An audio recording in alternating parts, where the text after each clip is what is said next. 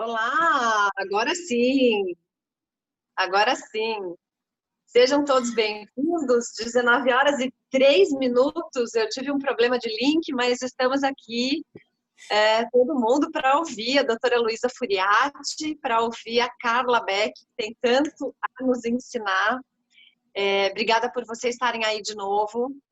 É mais uma live do PNEDICRAN, Sociedade de Advogados, comemorando os 8 anos do Código Florestal. Existe uma diferença de data, né? O código ele foi sancionado pela então presidente Dilma Rousseff no dia 25 de maio, mas ele, como era uma sexta-feira, ele foi publicado no dia 28. Então a gente está super certinho aqui, porque a gente comemorou do dia 25 e vamos comemorar até o dia 29. Isso mesmo.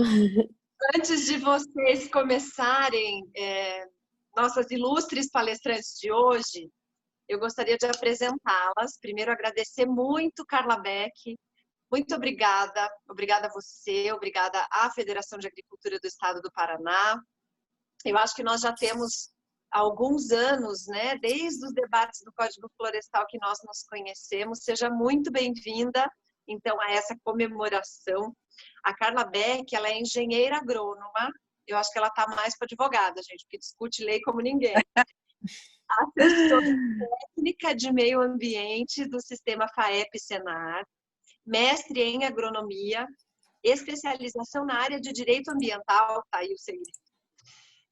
Ela ministra cursos de regularização ambiental, e aí o bom dos cursos que a Carla ministra são cursos que têm a ver com a prática, bota na terra mesmo, não é aquele curso de teoria, de livro, não é nada disso, é juntar essa teoria toda e aplicá-la na prática. Ela é membro do Conselho Estadual do Meio Ambiente, membro do Conselho de Bacias Hidrográficas, participa de grupos de trabalhos, vários grupos de trabalho no estado do Paraná, para discutir regularização ambiental. Seja muito bem-vinda, Carla. Obrigada. Muito obrigada. Para mim é uma honra muito grande estar aqui discutindo esses 8 anos de Código Florestal. Como você bem falou, Samantha, a gente trabalha há muito tempo nisso.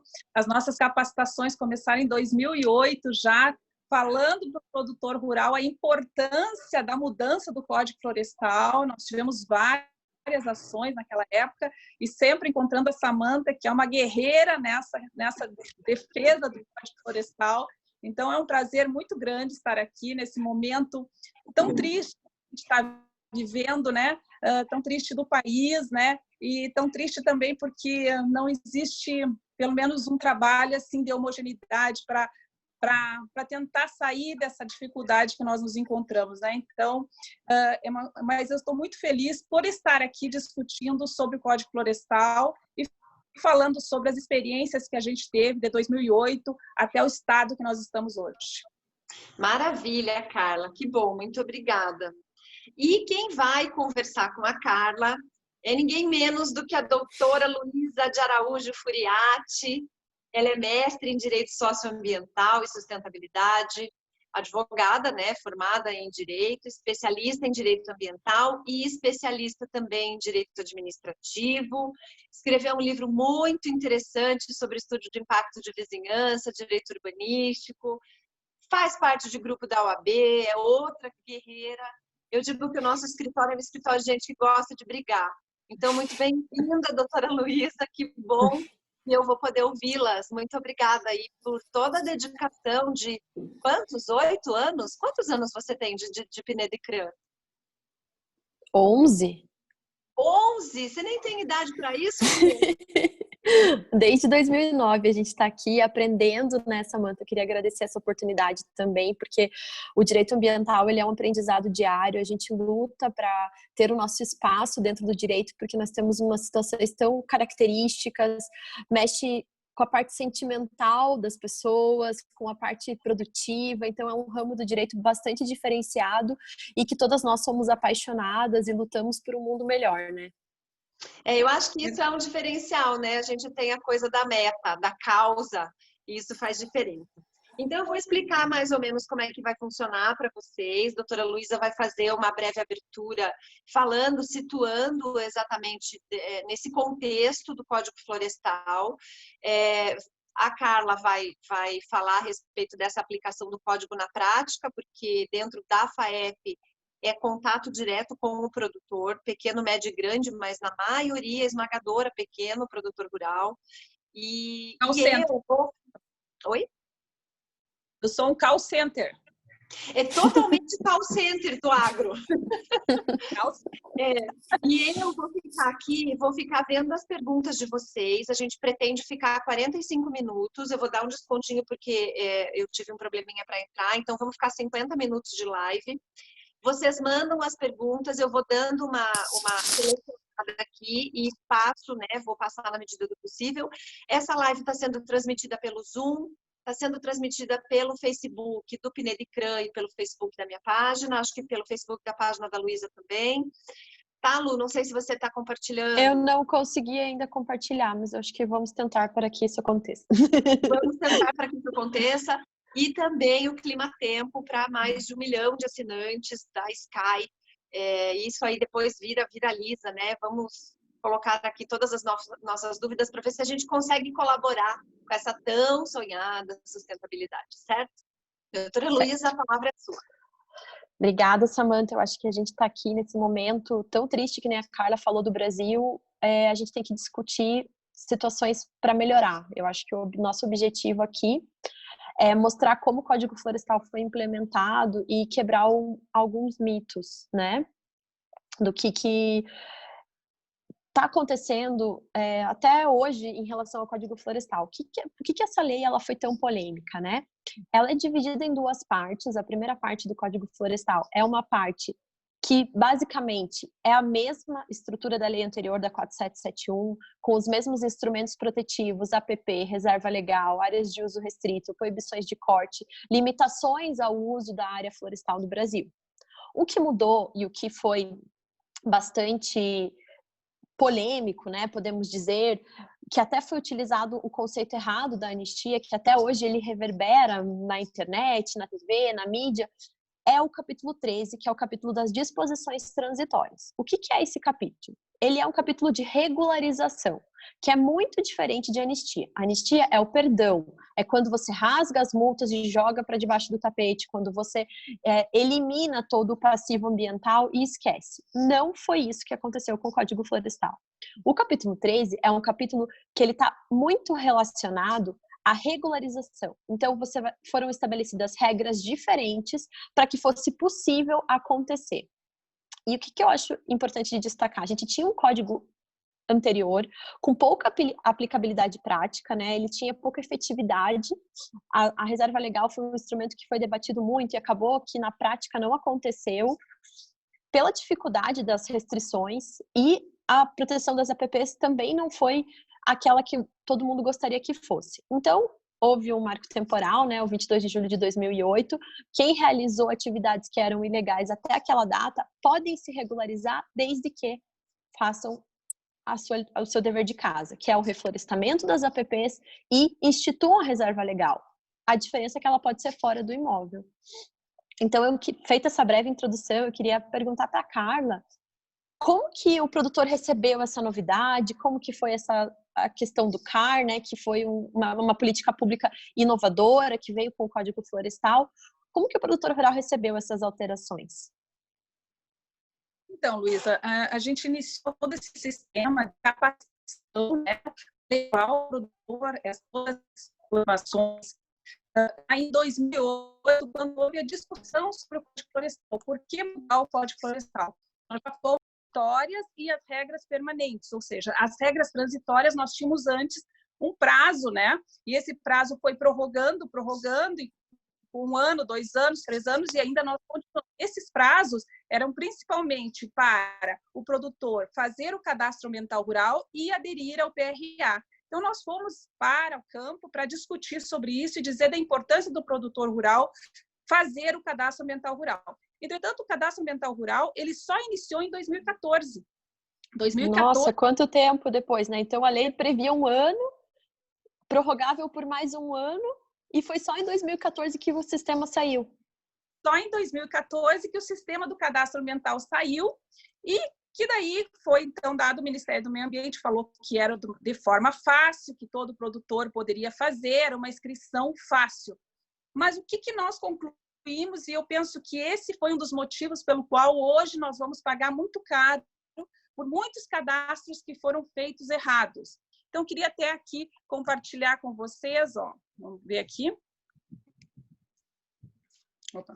Isso eu acho que é bem importante, né, Carla? Porque a forma como o CAR, né, o Cadastro Ambiental Rural, está escrito na lei, você parece simples, né? Você vai pegar os dados da tua propriedade e vai inserir num sistema. Até para menores de 4 módulos tem aquela questão de colocar só um croquis, né, da propriedade. Eu acho que isso é um ponto bastante interessante.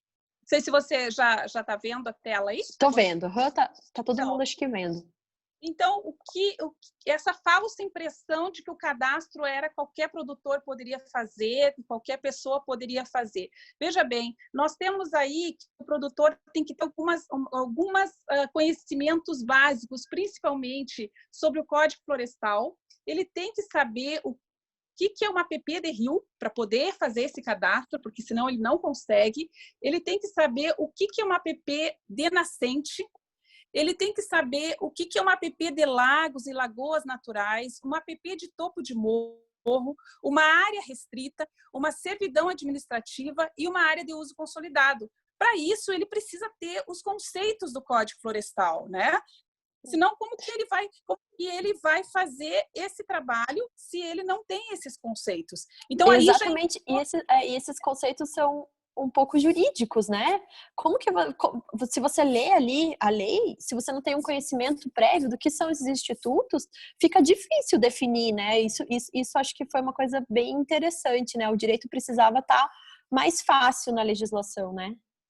Pois é, e daí então o produtor se depara então com essas questões que ele tem que colocar e com um programa aonde tem várias abas que ele precisa preencher.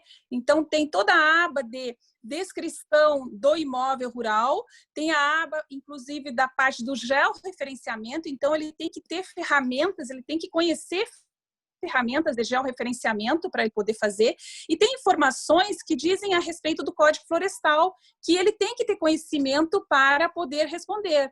Então, mais uma vez, ele se depara, então, com essas imagens aqui no Cadastro Ambiental Rural para ele fazer o desenho da sua propriedade em cima. Você acha, Luísa, que qualquer produtor pode fazer isso? Com certeza não, né? Porque, então, assim, até quem tem esse conhecimento... A gente já, no escritório, trabalhou com bastante cadastros, né? E até a gente, no primeiro momento, falou como que a gente vai fazer isso? Como vai fazer um simples croquis de um menor de 4 módulos? Então, acho que o sistema ele é bastante complexo. Ele é bastante complexo. Então, o produtor precisava ter um conhecimento do Código Florestal, desses conceitos que eu passei para você, de georreferenciamento, de uma ferramenta de georreferenciamento, saber olhar a propriedade de cima e desenhar em cima da propriedade todos os fundamentos que tem, o que é APP, o que é reserva legal. Ele precisa também saber ler matrícula do imóvel, porque, na verdade, ele vai ter que ler a matrícula para colocar essas informações no Cadastro Ambiental Rural. Então, o que aconteceu? Diante disso, a FAEP, então, fez um trabalho de capacitar mais de 6.000 facilitadores, que nós falávamos, né, para auxiliar o produtor rural e para que nós pudéssemos alcançar a meta que foi prorrogado, cada vez foi prorrogado mais, mas que era de 2 anos de fazer o cadastro ambiental rural, né? Então, daí foi capacitado sindicatos, até cartórios tiveram interesse sobre isso, técnicos, mas mesmo assim eu penso que o cadastro ambiental rural poderia ter sido melhor se ele tivesse levado mais em conta essa questão técnica para se fazer o cadastro, porque muitos cadastros, e nós vamos ver aqui para frente, agora quando eu falar sobre as questões de cadastro, foram feitos de maneira errônea e que hoje estão trazendo problema para o produtor rural. Carla, e você acha que no momento que a lei foi editada, né, em 2012, todos esses instrumentos não estavam prontos, né? E eu acho que isso foi um grande problema e tirou um pouco da credibilidade, da efetividade da lei, né? Eu penso isso, porque o produtor rural, ele ficou, principalmente o produtor rural, ele tinha um medo, né? No início, ele tinha muito medo de fazer esse cadastro. Por quê? Porque, na verdade, o cadastro é uma autodeclaração aonde ele diz tudo que ele tem na propriedade. A gente falava até que é um Big Brother da propriedade, né? É verdade. Ele vai ter todos os detalhamentos da propriedade dele. E, no início, não se sabia a proporção que ia tomar esse cadastro ambiental rural, porque hoje o cadastro ambiental rural, ele é quase que como uma identidade do produtor. O produtor rural, ele não tira nem o financiamento do banco, se ele não tiver um cadastro ambiental rural, ele não faz nenhum licenciamento ambiental e toda mudança de cartório de registro de imóveis, ele precisa do cadastro ambiental rural. Então, veja bem que é um documento importante que devia ter sido, no momento que é produzido esse documento, ter sido levado muito a sério. Ninguém tinha como eu posso falar, ninguém tinha a dimensão que ia se tomar esse cadastro ambiental rural, que hoje passa a ser quase que a identidade da propriedade, né? Então, o que aconteceu diante disso? Como deveria sair o cadastro ambiental rural? Deveria ser desta forma, ou seja, as propriedades bem mapeadas, né? E de forma aonde se colocasse as suas áreas de APP, de reserva legal. Mas o que nós temos hoje de cadastro ambiental rural? Nós estamos com essa situação em muitos locais.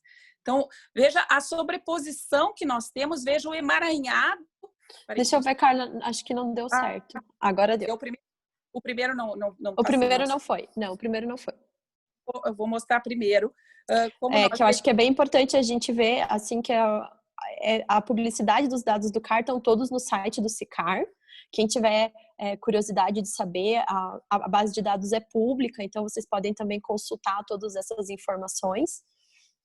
Então, assim, era como que deveria ficar? Como que deveria ficar, né? Olha, aqui nós temos um cadastro limpo, onde todas as propriedades estão se encaixando, né? Onde todas as propriedades têm uma dimensão, não tem sobreposição, né? Então, como que hoje a grande parte das propriedades estão? Eu vou passar aqui, então. Aqui. Olha só. Tá dando para ver? Tá começando, tá iniciando o compartilhamento. Acho que daqui a pouco vai. Deu, Então, hoje, gente, meu Deus do céu. Emaranhado de propriedades que nós vamos ter agora um trabalho com o cadastro ambiental rural para arrumar toda essa situação, né? Nós temos que arrumar isso. Que isso agora e dá para ver ali, parece que propriedades redondas, quadradas, né? Com certeza isso não corresponde à realidade, né? Porque às vezes tem mais de uma sobreposição, né, na imagem. Sim, e com certeza essa foi um exemplo, mas tem exemplos de propriedades imensas, assim, que você não tem nem ideia como foi gerado aquele dado. De repente, alguém foi lá e fez um rabisco e saiu desse jeito. Então, eu vejo esse é um dos problemas que nós temos hoje no cadastro ambiental rural e que nós precisamos trabalhar a respeito disso para fazer essa readequação. E daí vem um outro problema, Luísa, que é a questão que hoje os produtores, quando eles têm alguma inconsistência no cadastro ambiental rural, eles são avisados através da central do proprietário rural. Central do proprietário. Só que, no início, alguns produtores tinham muita noção que fez o cadastro uma vez e estava resolvido. Então, fez o cadastro, obteve o recibo e estava resolvido. Não ia ter esta verificação, mas agora está tendo esta verificação e vai ter que ser feito retificações em cima dessa propriedade, né? E muitas vezes o produtor não fica sabendo, porque ele não tem acesso à central do proprietário possuidor, ou quem fez, cadastrou um e-mail que era dele e agora não tem. Então, nós temos esse outro problema de que muitas vezes o produtor está com o cadastro equivocado, não tem conhecimento disso e ele só vai ter conhecimento disso quando vai ao banco e o banco solicita um recibo ou um demonstrativo novo, está com algum tipo de pendência. E daí ele tem que ir em busca da resolução desse problema. Tá? Eu acho que uma coisa bastante interessante que você falou é a continuidade do CAR, né? Da forma como ele está escrito na lei, ele fala apenas de inscrição, mas é um documento que vai acompanhar a propriedade para sempre, ele sempre vai ter que ser atualizado, toda alteração de matrícula, de venda, até para os financiamentos. Então, ele é um documento contínuo. E é uma situação bastante interessante, porque no Brasil, não são todos os produtores rurais que têm acesso à internet, por exemplo, né? Então, como que é exigido fazer esse cadastro? Então, acho que a gente tem que avançar um pouquinho mais nesse aspecto, né? O que é importante situar é que o CAR, ele é dinâmico.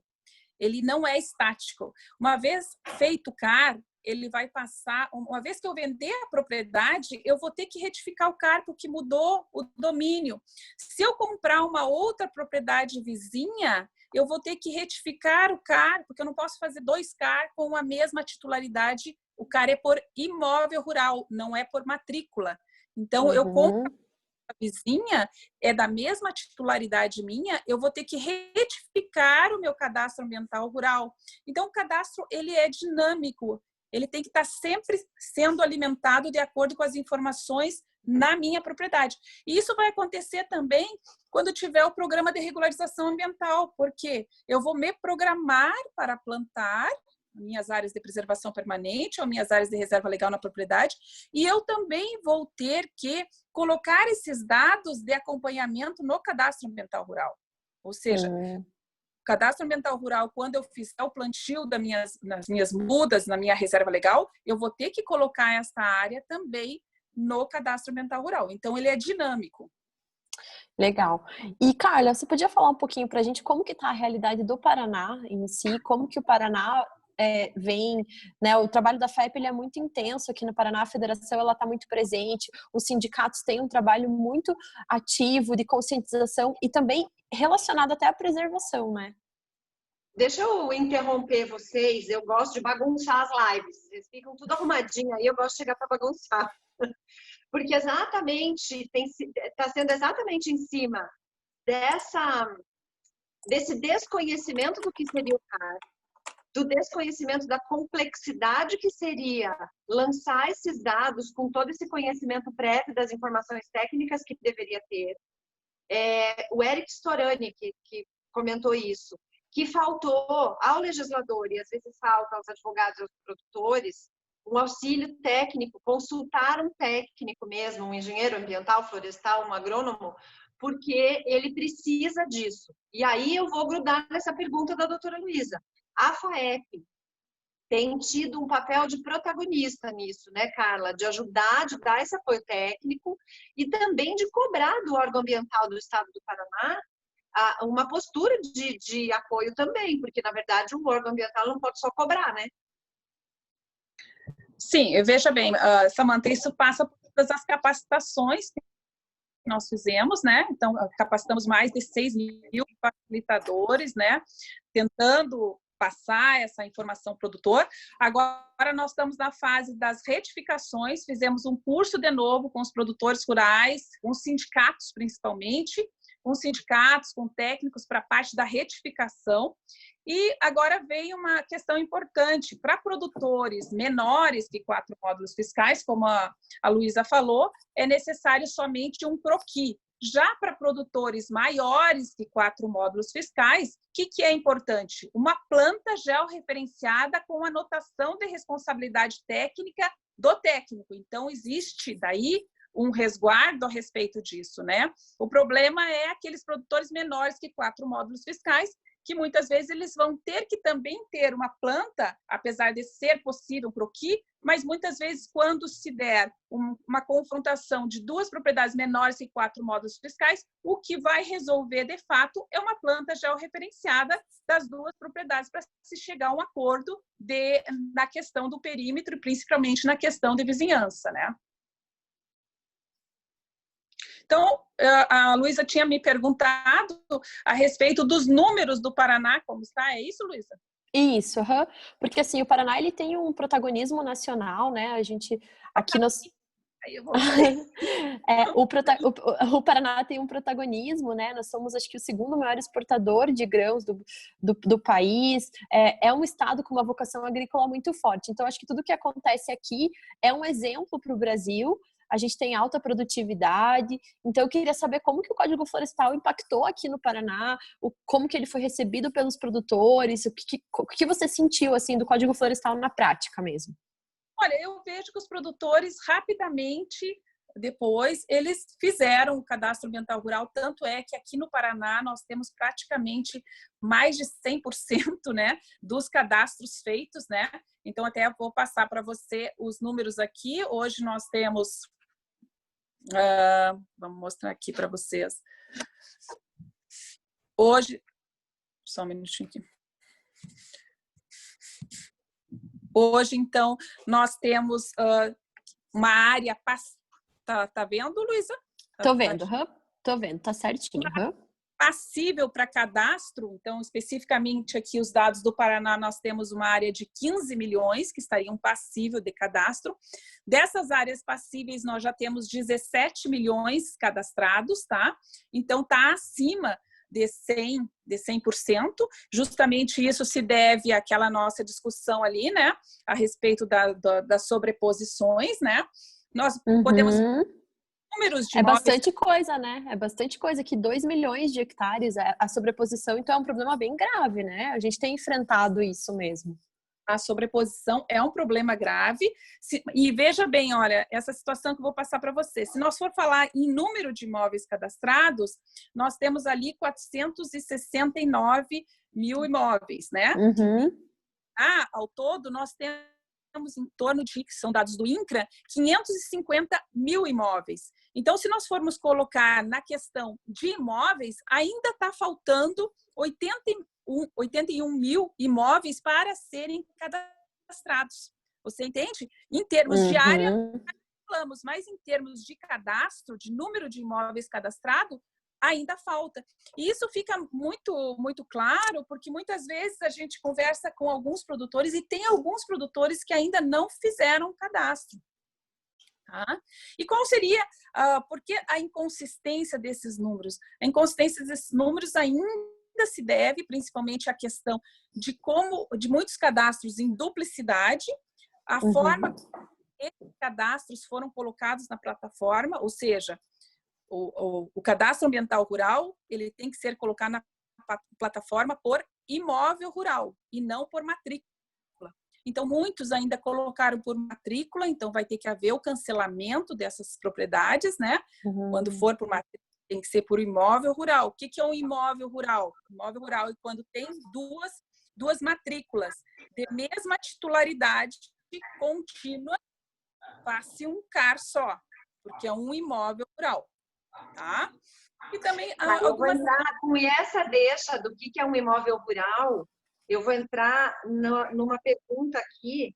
Teve uma sugestão do Miguel Belo Soares de tentar integrar com o CIGEF para evitar sobreposições, e aí, como muitos já fizeram georreferenciamento, se tivesse uma cruzada de informações com o CIGEF, a gente diminuiria a incidência de sobreposições. Acho que é uma proposta interessante. E tem uma pergunta da Laísa Gouveia, falando sobre... Ela pergunta o seguinte: como os órgãos estão encarando o pedido de relocação, ou de permuta, ou de redefinição da reserva legal, uma vez que muitas pessoas averbaram as suas reservas legais por conta de financiamento, por conta do nosso próprio ex-programa de regularização, que a gente tinha o CISLEG. E agora, o que faz? Então, você está falando assim, o CAR não é por matrícula, é por imóvel. A Fazenda Santa Maria é formada por 10 matrículas, e em 3 delas tem averbação de reserva. O órgão ambiental está fazendo o que com isso? Bem, aí nós vamos para a segunda fase, né, Samanta, que é a questão do programa de regularização ambiental. Esta fase, então, pós-análise do CAR, então, se quer relocar a reserva legal, se quer compensar a reserva legal, se quer comprar cotas de reserva legal, nós íamos no programa de regularização ambiental. Só que o programa de regularização ambiental aqui no estado do Paraná ainda não está funcionando. Nós estamos ainda no processo de análise do CARRA. Nós não estamos ainda neste processo de relocação. Existe já o que nós temos falado para o produtor rural. Qual é a nossa recomendação? Quando ele fizer o cadastro ambiental rural, ele já solicita, se ele quer relocar a reserva legal, ele já faz o projeto e já pode apresentar também o órgão ambiental. Tá? Então, nós temos falado bastante sobre isso. Mas, hoje, o estado do Paraná ainda não tem uma regra clara sobre isso. Tá? Nós não temos ainda, apesar de nós termos uma lei, né, que você conhece muito bem, que está descrita lá, só que efetivamente ainda não aconteceu. E o pior, Carla, e aí eu quero um pouco da opinião da Luísa, que a Luísa tem, coitada, batalhado em cima disso, é que, embora não haja, né, doutora Luísa, um procedimento, um balcão para a gente pedir essa regularização, o Ministério Público, os bancos, o IBAMA e o próprio órgão ambiental cobram a regularidade do produtor, né? Eu acho que esse é o ponto, né? O produtor até, ele tem eu acredito muito na boa-fé do produtor rural. Eu acho que essa criminalização que vem sendo feita, ela muitas vezes é injusta. Nós temos realmente pessoas que desmatam. Até eu estava lendo hoje um dado do Mapa, acho que é Mapa Biomas, uma ONG que fez um dado do desmatamento, e olha que interessante, 99% do desmatamento no Brasil no ano passado foi o desmatamento ilegal. E ocorreu em 1% dos imóveis do Brasil. Então, quer dizer que 1% é criminoso, então 99% do desmatamento é realizado por 1% das propriedades de todo o Brasil. O que isso significa? Que a maioria dos produtores rurais não faz desmatamento ilegal. E isso não é dito, né? Isso não é dito. Então, muitos têm a vontade, a gente vê na prática muitos produtores que cumprem espontaneamente reflorestamento de APP, regularização de reserva legal, e fica impedido com essa burocratização, né?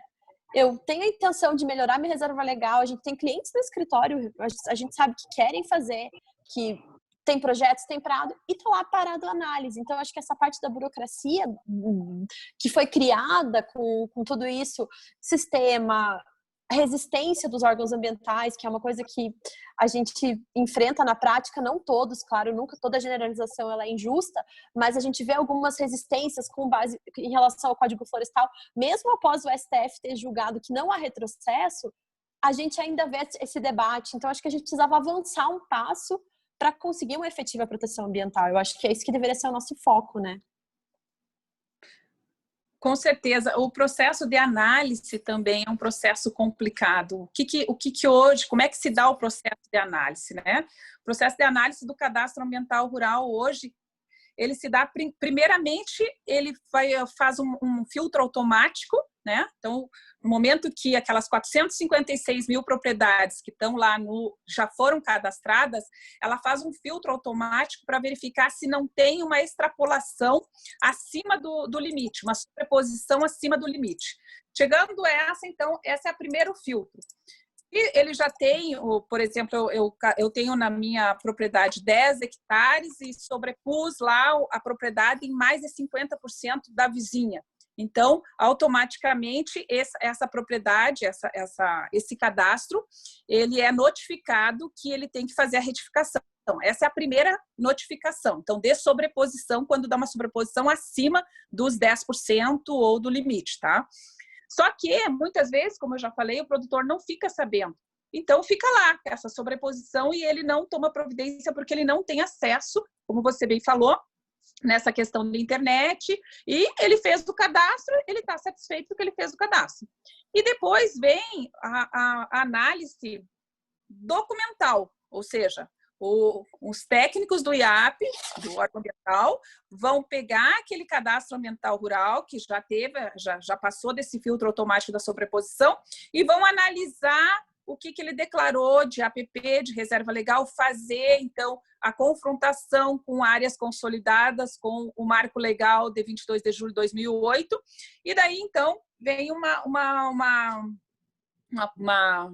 uma nova notificação para o produtor, então, apresentar os documentos, ou seja, a matrícula, o croquis, a planta, os documentos pessoais dele, comprovando, porque no momento que ele fez a inscrição, mas não apresentou nenhum documento.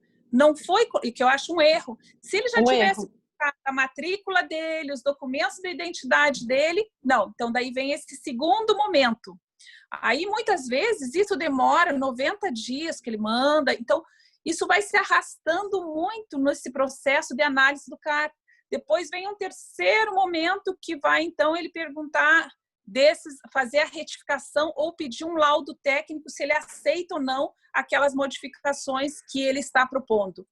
Então, de todos esses CAR, hoje nós temos, então, somente 350 CAR que poderíamos considerar que eles atingiram a condição de analisado sem pendência, que seria homologado, nossa, aguardando o PRA. Tá? Nossa, Carla. Então, isso é um problema difícil, né? Porque assim, a gente tem prazos para cumprir, como a Samantha falou, você tem que regularizar sua reserva legal, você tem que regularizar a sua APP, mas essa burocratização do sistema acaba efetivamente atrapalhando. Eu acho que até quem tem boa vontade de fazer, às vezes se cansa, né? Porque vai pro órgão, volta, e todo esse tempo, você poderia estar já implementando as medidas de recuperação. Eu acho que isso é um ponto que com certeza tem que melhorar. Aqui no Paraná, né, aqui no IAT, a gente tem todo o problema estrutural, né, de poucos funcionários. Existem muitos funcionários bons dentro do IAT. A gente conversa com os técnicos, a gente sabe que eles têm uma profundidade de conhecimento, mas realmente é humanamente impossível fazer essas análises num tempo razoável, né? Mas, Lisa, eu vejo que é humanamente impossível, não é culpa até do órgão, né? Porque, veja bem, o cadastro, quando ele foi feito, se ele tivesse já sido feito pensando sobre isso, no momento que eu fazia o cadastro, eu já incorporava toda essa documentação, Verdade. eu já fazia um upload de toda essa documentação. Então, quando o técnico ia se debruçar pela primeira vez, ele já tinha elementos para isso, né? Ou ele já tinha lá a matrícula do imóvel, né? Comprovando que aquele imóvel era dele mesmo, dele né? mesmo. E aqui também, eu acho que isso é importante, principalmente nessa questão fundiária, se levantou muito agora, porque antes não se falava disso, se levantou essa questão fundiária. Por quê? Porque nós tínhamos muitos desses imóveis que nunca foram passados para o nome do produtor, que estavam há muito tempo com um contrato de gaveta, com um contrato de compra e venda de gaveta, inventários que têm mais de, vamos falar, 20, 30 anos, que nunca foram levados. Então, isso agora foi tudo levantado, né? Então, no momento o CAR passa a ser um documento, isso a gente discutiu muito com o banco, que o CAR passa a ser um documento que necessita para financiamento, o CAR tem que estar no nome do proprietário. Da pessoa.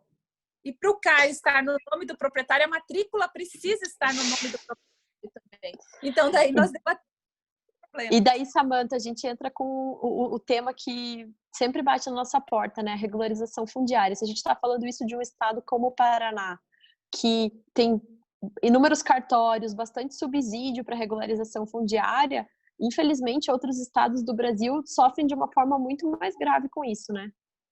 Com certeza, porque nós aí tivemos a recente briga e infelizmente perdemos a briga pela MP 910 de regularização fundiária. O Brasil tem um problema histórico de não fornecimento de títulos, né? Desde quando os paranaenses, os gaúchos, os catarinenses foram chamados ao norte para integrar, para não entregar, né?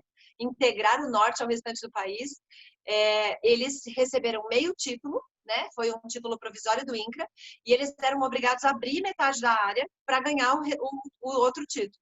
Muda governo, muda política, até hoje eles estão sem a titulação dessas áreas. E lá, às vezes, muito nas pequenas propriedades do Paraná, nós tivemos um problema no Paraná também de sobreposição de títulos, no litoral principalmente. Tem áreas ali em Guaraqueçaba, na APA de Guaratuba, que tem 2 títulos legítimos. Então, se não houver um enfrentamento sério dessa questão fundiária, a gente vai acabar não fazendo casar os cadastros que o imóvel tem que fazer, porque ele tem que fazer o CAR na parte ambiental, mas ele tem que fazer o CCIR, né? Tem que ter o CCIR, que é da parte fundiária, o georreferenciamento, e depois ele tem o ITR em cima disso, que tem o ADA, que também é um ato declaratório ambiental, que você tem o CAR. Então, ou o Brasil enfrenta esse problema e a gente para de escutar esses discursos hipócritas, né? De, vai fazer com o grileiro. Esses dados que você trouxe, Luísa, são super significativos. Não é o grileiro, não é a pessoa que não está na terra, que desmata e que comete as ilegalidades. É aquele que não tem título, é ilegal o sujeito que não é o produtor rural.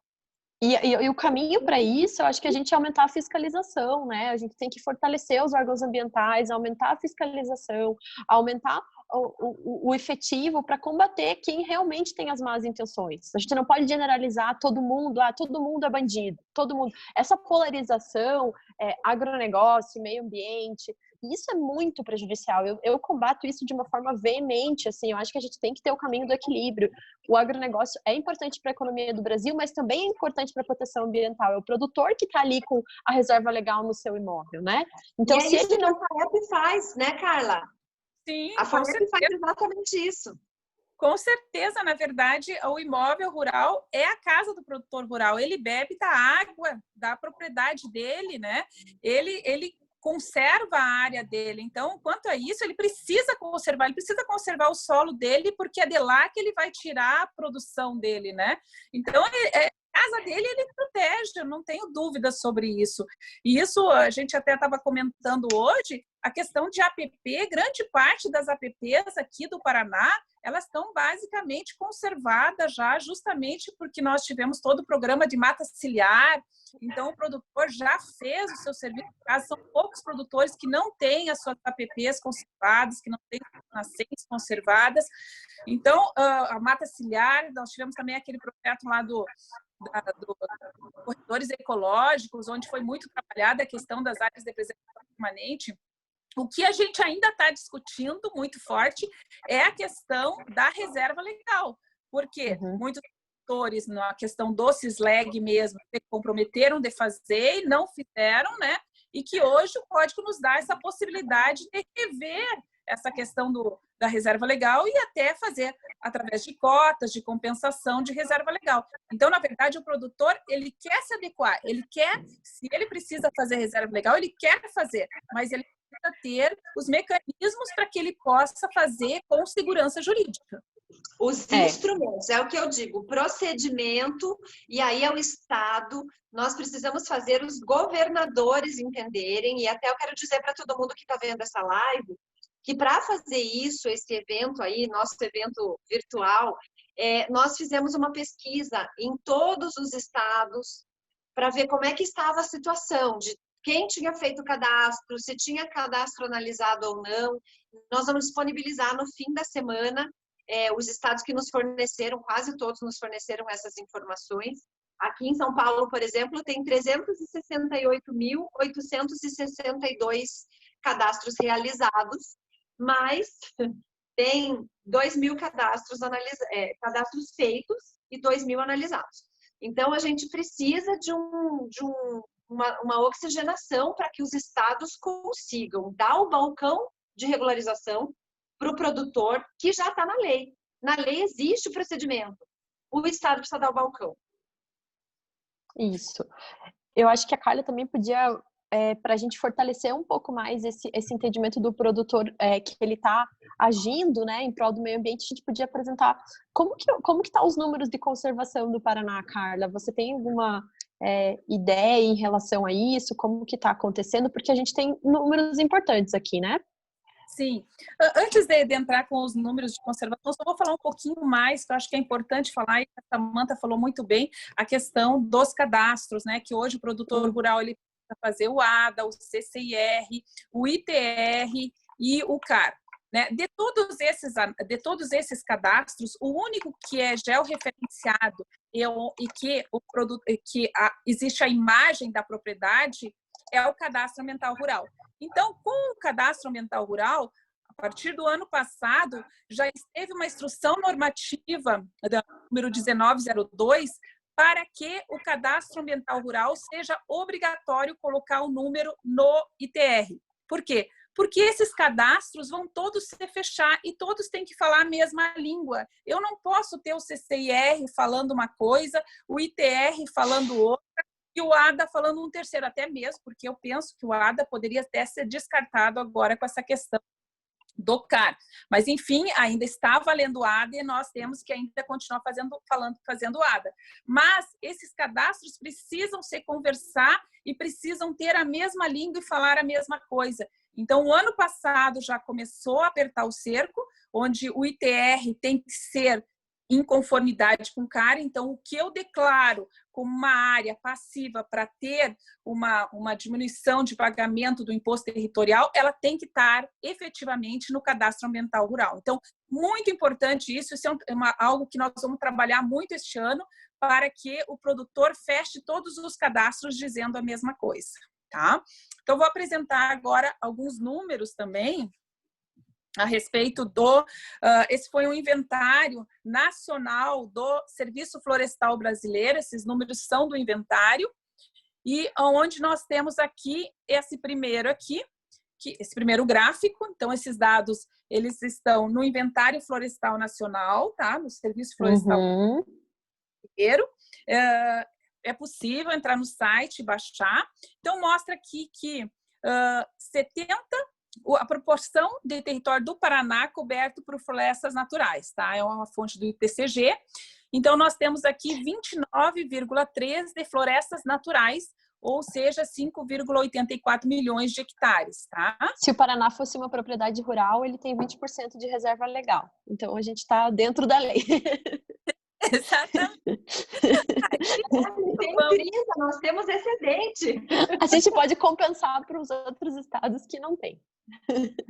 Se nós mostrarmos aqui, então, podemos mostrar aqui, então, para vocês também, ó, vamos ver se tá, que também esse dado se apresenta aqui no inventário, né? A área do percentual de floresta por mesorregião do estado do Paraná, obtido a partir do mapeamento de uso e cobertura de terra do estado do Paraná. Então, veja, nós temos 5,8 milhões de área de florestas naturais, tá?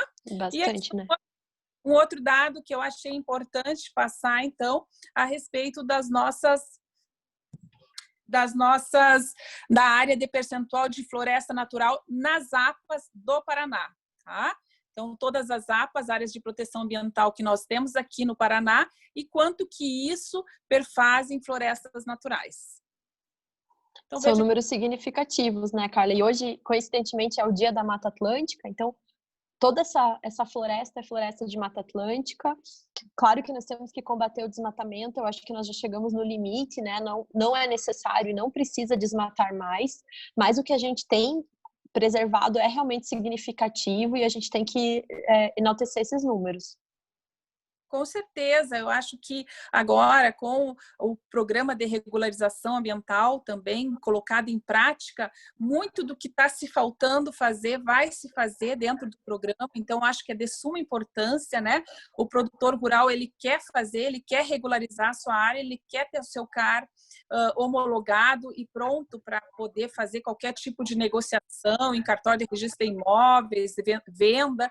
E principalmente um outro assunto que eu acho muito importante a gente trabalhar é a questão do pagamento por serviços ambientais. Ou seja, aquele produtor que cumpriu todo o Código Florestal antigo, né? Esse produtor, ele também tem que ter algum tipo de benefício agora. E o pagamento por serviços ambientais, creio eu que está no Código Florestal e creio eu que seria muito importante ser colocado em prática também. Ele está no código, o pagamento por serviço ambiental genérico, está no código que tanto a reserva legal quanto as áreas de preservação permanente são elegíveis para pagamentos por serviços ambientais, porque era uma discussão que tinha lá do protocolo de Quioto, se tinha adicionalidade, né, se esse produtor fazia alguma coisa a mais do que a lei exigia, como se no Brasil fosse possível. A gente tem a maior exigência do mundo, tinha que fazer alguma coisa a mais ainda. Mas agora já foi aprovada na Câmara dos Deputados e está no Senado Federal o projeto de lei do pagamento por serviços ambientais. E no Ministério do Meio Ambiente, eu tive hoje uma conversa com o responsável, Joaquim, ele é responsável pelo setor que está estudando. Primeiro para florestas nativas e integração lavoura-pecuária-floresta, esse tipo de pagamento por serviços ambientais, para fazer valer, para valorar, para colocar preço e fazer com que aconteça isso. Gente, passa muito rápido, o tema é super complexo, é gostoso. Eu quero agradecer algumas pessoas que estão aqui, depois eu vou deixar para a finalização de vocês. A querida Tereza Bracher faz um trabalho, é uma apaixonada pelo meio ambiente, uma pessoa assim, estudiosa e que tenta buscar o equilíbrio. Quero agradecer, ela está aqui com a gente. Falar o Guilherme Castro, lá de Governador Valadares, está dando um abraço. O Silvio Junqueira, cliente nosso, também a gente tem aí um monte de cliente nos prestigiando, muito obrigada. O Alexandre Marino parabenizando, dizendo que a gente precisa realmente discutir essas questões. Gente, tem pessoal do Brasil inteiro aqui parabenizando, dizendo que vale a pena. E você veja, infelizmente, 8 anos depois, a gente ainda está discutindo. Mas eu acho que não é de todo ruim, né, doutora Luísa? Eu acho que não. Se a gente for fazer um balanço assim do que aconteceu, tem muita coisa para regularizar, o PRA ainda não saiu do papel, a gente tem muitas lutas ainda, e eu acho que o setor produtivo, o ambientalista, tinham que se unir para vamos tirar essas coisas do papel, parar de brigar com inconstitucional, né, o que aconteceu há muito tempo, o STF já falou que é constitucional, não é retrocesso, vamos brigar para a aplicação dessa lei, que eu acho que todo mundo vai ganhar. Se a gente tirar todos esses instrumentos do papel, as APPs vão ser recompostas, a reserva legal vai realmente existir, né? Porque é um instrumento que muito tempo foi um instrumento fantasma.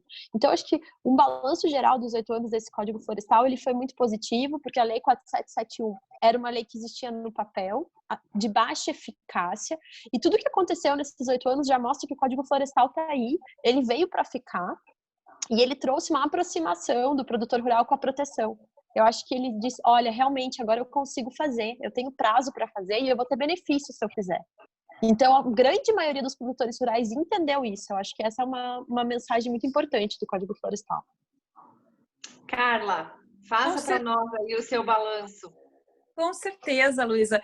E Samanta, eu vejo que o produtor rural, ele fez o papel dele, que foi se inscrever no Cadastro Ambiental Rural. Basicamente, nós temos aqui no Paraná e em todo o país, com exceção de algumas regiões remotas que não foi feito o cadastro na sua integralidade, mas nas demais, o produtor rural foi lá, ele colocou a cara, a tapa, digamos assim, colocou a propriedade dele, o que tem a propriedade dele, né? Então, eu vejo que ele quer se adequar porque ele acredita que este código é um código passível de ser cumprido. Então, ele não vai perder essa oportunidade de se adequar ambientalmente. Então, eu acho que é muito importante achar esses instrumentos que ele precisa de regularização, ou seja, a cota de reserva ambiental, nós precisamos trabalhar, saber como o produtor pode ter acesso, a compensação de reserva legal, até mesmo em unidades de conservação, que nós precisamos regularizar também, a compensação de reserva legal dentro do mesmo bioma. Então, todas essas questões nós precisamos dar para o produtor rural porque ele quer e ele já fez a primeira parte do trabalho dele. Então, o que eu penso? Primeiro, nós temos que ainda corrigir muitos cadastros que estão equivocados.